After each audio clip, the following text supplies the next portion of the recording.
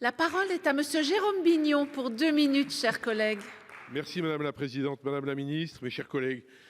Trois points qui concernent tous trois l'hydroélectricité, qui ont déjà été évoqués pour deux d'entre eux pendant le déroulement de ces questions. Vous avez évoqué les divergences fortes à propos des barrages et des concessions qui opposent la France à la Commission concernant ces concessions, en indiquant qu'une solution alternative ou une solution autre pourrait être trouvée à travers la mise en place de structures publiques dédiées. Pouvez-vous nous en dire un peu plus sur cette solution et son calendrier ? Vous êtes contrainte par le délai, peut-être je vous offre un temps supplémentaire pour y répondre. Deuxièmement, je voulais vous demander aussi, vous parlez des STEP, sur ces transferts d'énergie. Y a-t-il, s'agissant de ces STEP, dont vous avez noté l'intérêt, des opportunités de développer et sous quelle forme? Et vous avez parlé de 2023. Pouvez-vous être un peu plus précise? Y aurait-il plusieurs projets? Vous avez indiqué également qu'il y avait un problème d'environnement. Pouvez-vous être plus précise? Le troisième point concerne une autre formule d'hydroélectricité qui est l'énergie marémotrice. Vous savez l'intérêt que porte la région des Hauts-de-France à cette solution. Et nous avions interpellé Madame Wargon dans un précédent débat sur ce sujet. Elle avait dit qu'on y travaillerait. Je voudrais savoir où en sont les travaux qu'on nous avait promis sur cette question. Vous savez que dans les Hauts-de-France, nous sommes envahis à proprement parler par des éoliennes et nous aimerions trouver des énergies complémentaires pour éviter que les Hauts-de-France ne soient plus qu'une gigantesque éolienne. Merci Madame la Ministre. Merci. La parole est à Madame la Ministre. Merci Madame la Présidente. Ça fait beaucoup de sujets, Monsieur le Sénateur. Donc, je voudrais tout d'abord vous redire que le gouvernement est très attaché à l'hydroélectricité, qui est actuellement notre première source de production d'électricité renouvelable et qui joue un rôle très important pour l'équilibre d'ensemble de notre système électrique. Donc, la question, effectivement, du renouvellement des concessions hydroélectriques est posée depuis un certain temps.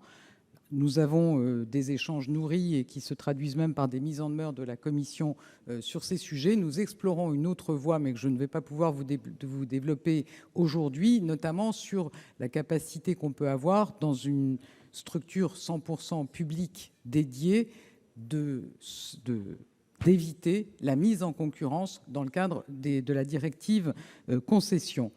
S'agissant des énergies marines, moi, je voudrais vous dire que je suis vraiment très confiante sur le potentiel des énergies marines en général. Je pense que ça peut être une composante majeure pour le succès de la transition énergétique, avec un gisement tout à fait considérable. Et c'est vrai qu'il est assez paradoxal de voir, compte tenu de notre façade maritime, à quel point ces énergies marines ont une faible part, encore aujourd'hui, dans nos sources d'énergie renouvelables. Aujourd'hui, nous privilégions le développement de l'éolien offshore pour tirer parti de ce potentiel des énergies marines. Je mentionnais le souhait d'avoir 1 gigawatt par an de nouveaux projets engagés d'ici 2024. Les autres énergies renouvelables en mer, en particulier l'énergie marémotrice, sont à un stade moins avancé de développement. C'est vrai que l'usine marémotrice de la Rance est effectivement une source historique, on va dire, en France, mais qui ne repose pas sur une technologie qui nous semble, à ce stade, pouvoir être généralisée. Donc voilà, aujourd'hui, nous souhaitons vraiment tirer parti du potentiel des énergies marines, mais en mettant l'accent sur la technologie de l'éolien offshore, à la fois posé, et surtout de l'éolien flottant, sur lequel nous souhaitons que notre pays puisse prendre une forme de leadership. Monsieur Bignon, vous disposez de 42 secondes pour une réplique. Merci Madame la Ministre pour ces réponses. Il y a un point que vous n'avez pas pu évoquer, c'est le problème des STEP. Vous n'avez pas précisé ce que vous aviez pu dire à ma collègue.